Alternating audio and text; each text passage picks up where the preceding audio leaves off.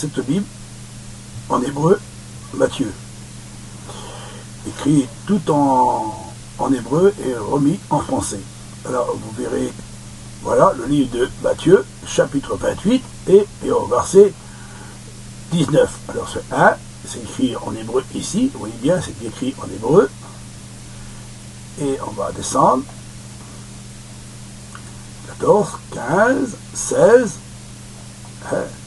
17, 18, 19 et 20. D'accord? Allez et gardez pour accomplir toutes les paroles que je vous ai recommandées l'éternité. Après, c'est fini.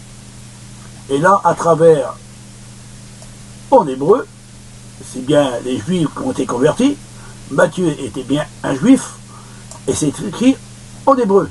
C'est pas écrit en grec, en latin, parce que Constantin ont touché la parole de Dieu, et ils ont mis la plume mensongère, la Trinité.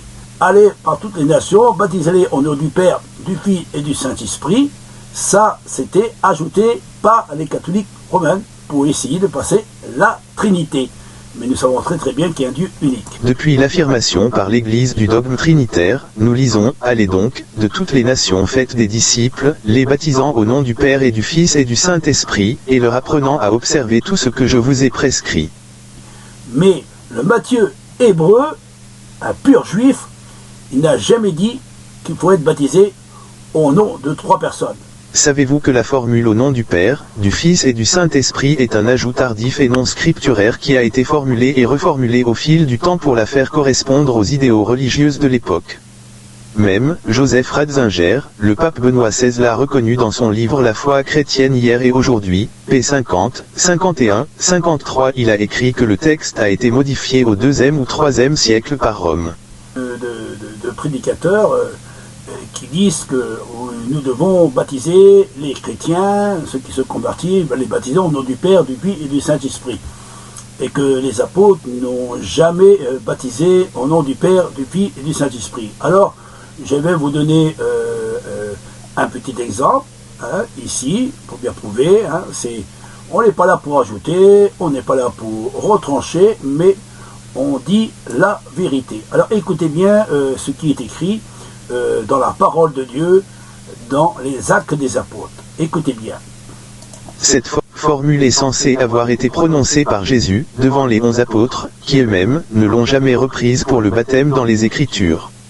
Dans le livre des Actes, tous les baptêmes se font au nom du Seigneur Jésus-Christ et jamais au nom du Père, du Fils et du Saint-Esprit. Acte 2, 38. Et Pierre leur dit, « Repentez-vous, et que chacun de vous soit baptisé au nom de Jésus-Christ, pour la rémission de ses péchés, et vous recevrez le don du Saint-Esprit. » Acte 10, 48. Et il commanda qu'on les baptisât au nom du Seigneur. Alors ils le prièrent de demeurer quelques jours avec eux. Acte 19, 5. Ce qu'ayant entendu, ils furent baptisés au nom du Seigneur. Verset bien été ajouté par les catholiques romaines et par Constantin, parce que Constantin a voulu passer la Trinité. Alors écoutez bien encore à travers de ce document. Preuve à la... Matthieu 28, 19. Allez, faites de toutes les nations des disciples, les baptisant au nom du Père, du Fils et du Saint-Esprit. A été changé par Constantin. Oui. Le vrai passage devrait être lu comme suit. Allez, faites de toutes les nations des disciples et enseignez-leur à observer tout ce que je vous ai prescrit. Et voici, je suis avec vous tous les jours, jusqu'à la fin du monde. Matthieu 28, 18-20 selon les écrits de Eusèbe dans le 3e livre, ch. Et vous ne voulez pas y croire à travers de ce qui est écrit dans la parole de Dieu. Alors vous croyez que nous sommes là pour vous juger, pour vous montrer du doigt, pour vous persécuter.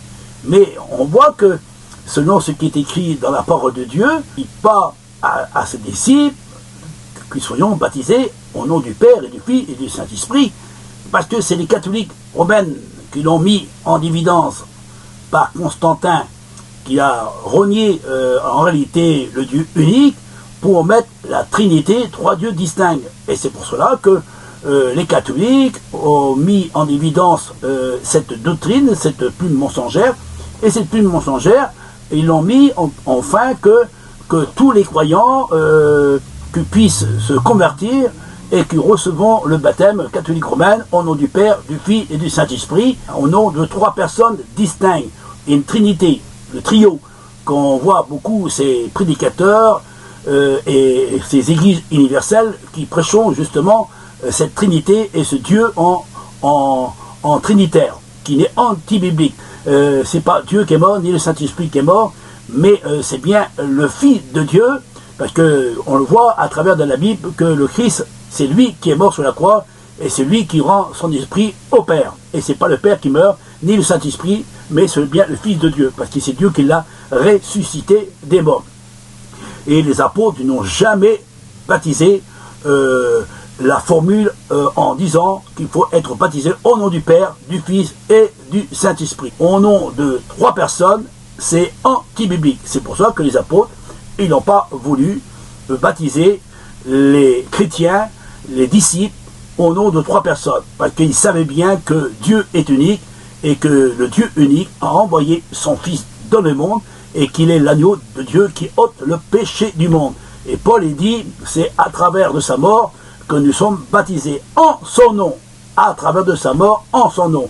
Et nous sommes ensevelis avec lui et nous sommes ressuscités avec lui, selon ce qui est écrit dans Romains 6, versets 3 à 6. Et vous pouvez examiner ces versets. C'est pour ça qu'on voit dans les actes des apôtres, ils ont été baptisés au nom du Christ, le Mashiach, et non au nom de la Trinité que Constantin a mis en évidence pour essayer de vous détourner de ce Dieu véritable, enseignement de la parole de Dieu.